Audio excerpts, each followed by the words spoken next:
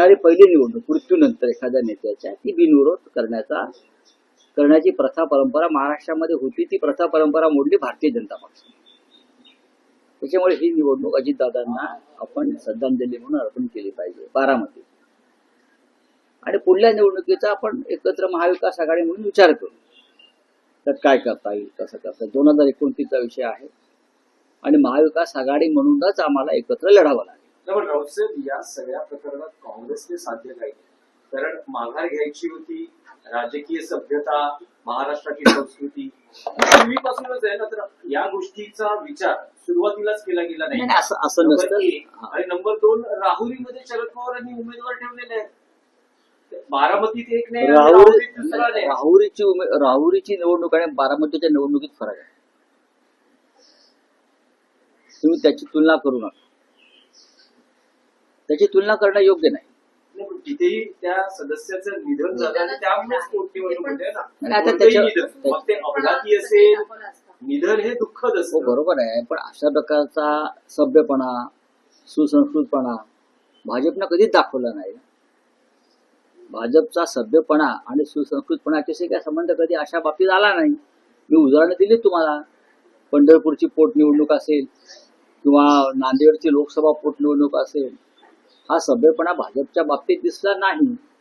त्याच्यामुळे बारामती अपवाद आहे. मुळात निवडणूक कोणती बिनविरोध होऊ नये, पण तरीही आम्ही बारामती अपवाद करतो. तर मुंबई महापालिकेच्या विकास आणखी एक विषय, मुख्यमंत्री एकनाथ शिंदे तुमच्या खासदारांची भेट घेतली असं त्यांच्यामध्ये बुधवारी रात्री बैठक झाल्याचं देखील कळत आहे. कुठल्या बुधवारी? या बुधवारी. कुठे झाली? ठाण्यात बैठक कशी पार पडली? त्यात विषय असा आहे की ऑपरेशन टायगर हे लवकरच प्रत्यक्षात येणार आहे. आणि सध्या एकनाथ शिंदे साताऱ्यात आहे. साताऱ्यात त्यांनी साधारण 9 पैकी 8 खासदारांशी संपर्क साधला आहे असं म्हटलं जातं. त्याच्यामध्ये अरविंद सावंत यांचं सुद्धा नाव आहे. नाही, पण अरविंद सावंत आणि देशमुख यांनी तो दावा फेटाळला. पण पुन्हा एकदा म्हणजे वारंवार ऑपरेशन टायगर आहे. बघा, ऑपरेशन जे असतं की नाही हे एकदाच केलं जातं. वारंवार एखाद्या शरीराचं जेव्हा ऑपरेशन करतात असं म्हणतात, तेव्हा ते डेड बॉडीचं ऑपरेशन असतं. ती डेड बॉडी नेतात ना, आणि डेड बॉडी सध्या त्यांच्या पक्षाची देवेंद्र फडणवीसांनी केलेली. खरं म्हणजे त्या ऑपरेशन सध्या जे सुरू आहे ते देवेंद्र फडणवीस एकनाथ शिंदेच्या पक्षाचा करताय. शिवसेनेचे खासदार 9 खासदार हे एकजुटीनं एकत्रित आहेत. काही नावं त्यात वाचली, मला हसायला आलं. सकाळी कुठे छापून आलं, मला कोणतरी पाठवलं. अत्यंत हास्यास्पद आणि मूर्खपणाचं. आणि ज्या कोणी बातमी दिली आहे त्याने स्वतःच हसं करून घेणारी बातमी दिली आहे. पुन्हा कोणाची नावं त्यात टाकली सगळेच. हा, म्हणजे आता उद्या माझंही नाव टाकतील, आदित्य साहेबांचं नाव टाकतील आमच्या. काही नाही, सध्या अशा बातम्या ज्या पेरल्या जात आहेत वातावरण गरम करण्यासाठी किंवा काहीतरी घडामोडी आम्ही करतो ते दाखवण्यासाठी, ही पत्रकारिता पूर्णपणे चुकीची आहे. लोकसभेतले 9 खासदार हे घट्ट आहेत. काही अडचणी आहेत, त्या अडचणी काय आहेत तर विरोधी पक्षाच्या खासदारांना महाराष्ट्रामध्ये अजिबात विकासाचा निधी दिला जातो. हा एक राजकीय आणि सामाजिक अपराध. तुम्ही सत्ताधारी पक्षाच्या खासदारांना कोटीचा निधी देता, पण लाखो लोकांनी निवडून दिलेल्या इतर खासदारांना निधीपासून वंचित ठेवता. तुमच्या बापाच्या खिशातले पैसे आहेत का? देवेंद्र फडणवीस यांना जर राजकारणामध्ये मोठी झेप घ्यायची असेल, देवेंद्र फडणवीस यांना जर राजकारणामध्ये राष्ट्रीय स्तरावर मोठी झेप घ्यायची असेल तर त्यांनी ही संकुचित वृत्ती सोडली पाहिजे. आणि मी सगळ्यांचा आहे, मी लोकशाही मानतो, लोकशाही तत्व मानतो. म्हणून विरोधी पक्षाचे आमदार, विरोधी पक्षाचे खासदार यांना सुद्धा मी समान न्याय देईन, ही भूमिका त्यांनी स्वीकारली पाहिजे. तरच त्यांना मोठी झेप घेता येईल. नाहीतर त्यांचं जे अस्तित्व राजकीय आहे, जोपर्यंत केंद्रामध्ये मोदी आहेत तोपर्यंतच महाराष्ट्रात राहील. सर, मुंबई महापालिकेच्या ठाकरे गटाच्या नेत्यांना फक्त 25 लाख रुपयाचा निधी देण्यात आलेला आहे, तर इतर सत्ताधारी पक्षांच्या नेत्यांना जे आहे ते 2 कोटी ते 20 कोटीपर्यंत भरभरून निधी तोच तर देण्यात विषय मी सांगतोय ना आता. खासदार असतील, आमदार असतील, नगरसेवक असतील, विरोधी पक्षाचे सुद्धा नगरसेवक निवडून आलेले आहेत. लक्षात घ्या, विरोधी पक्षाचे आमदार निवडून आलेले आहेत, ते टपकलेले नाहीत आकाशातून. खासदार निवडून आलेले आहेत. आणि हा जनतेच्या तिजोरीतला पैसा तुमच्या पिताश्रींच्या खिशातला पैसा नाही. वारंवार सांगतोय 25-25 लाखाची काय तुम्ही आम्हाला का बिदागी देताय का? आम्हीच तुम्हाला देऊ 25-25 लाख रुपये. राहुल, एक विषय होता की स्टँडअप कॉमेडियन कुणाल कामरा यांची काल हक्कभंग समितीसमोर साक्ष झाली. त्यात त्यांनी जे काही गाणं रचलं एकनाथ शिंदेवर, ना माफी मागितलेली आहे ना पश्चाताप व्यक्त केलेला आहे. त्यांनी असं म्हटलेलं आहे की तो माझ्या व्यावसायिक कलेचा अधिकार किंवा व्यावसायिक कलेचं स्वातंत्र्य आहे. नक्कीच कुणाल कामरा हे एक स्टँडअप कॉमेडियन आहे. ते उत्तम प्रकारचं स्क्रिप्ट लिहितात, गाणी लिहितात, विडंबन करतात. ते विटंबना करत नाहीत, विडंबन करतात. विटंबना आणि विडंबनात फरक आहे.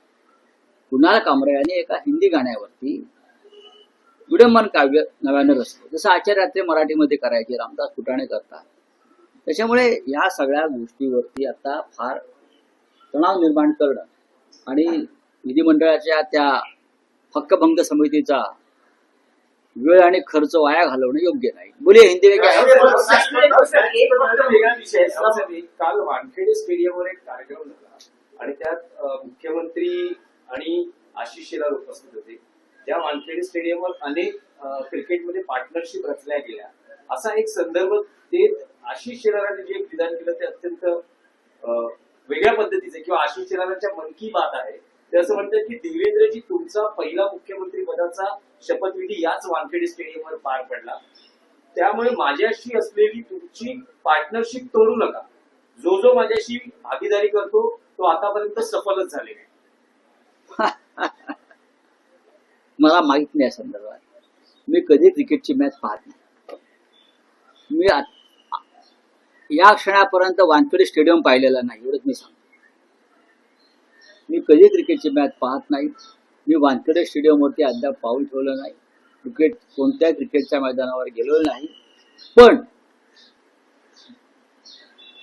आशिष शेलार यांचे जे वक्तव्य आहे हे भाजपा अंतर्गत सध्या जे वादळ उठलेलं आहे त्या वादळाची एक सुरुवात.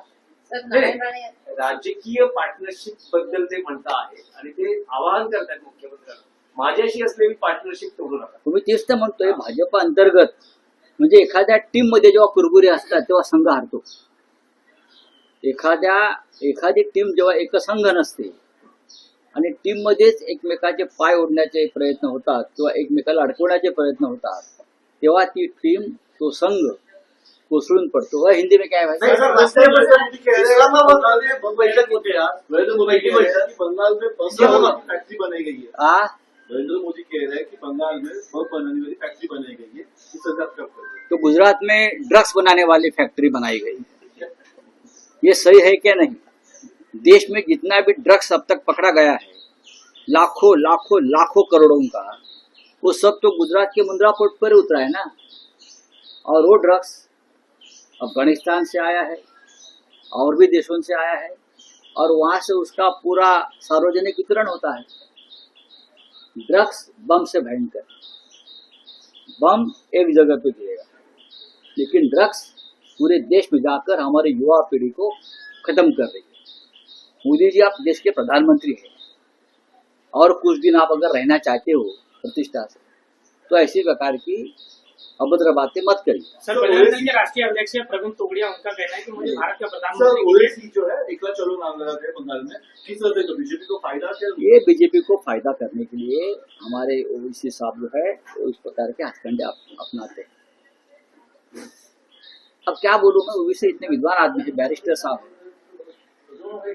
संयम रखना चाहिए और अपोजिशन में जो अपने साथी है उनके साथ बातचीत करनी चाहिए. आपका शत्रु बीजेपी है, आपका दुश्मन बीजेपी है. देश का दुश्मन बीजेपी। और अगर आप अपने आप को राष्ट्रभक्त राष्ट्राभिमानी मानते हो तो भारतीय जनता पार्टी को किसी भी तरह से मदद हो जाएगी। इस प्रकार की कोई भी चाल राजनीतिक खेल नहीं करना चाहिए, चाहे मिस्टर ओबीसी हो या चाहे और कोई हो। Thank you.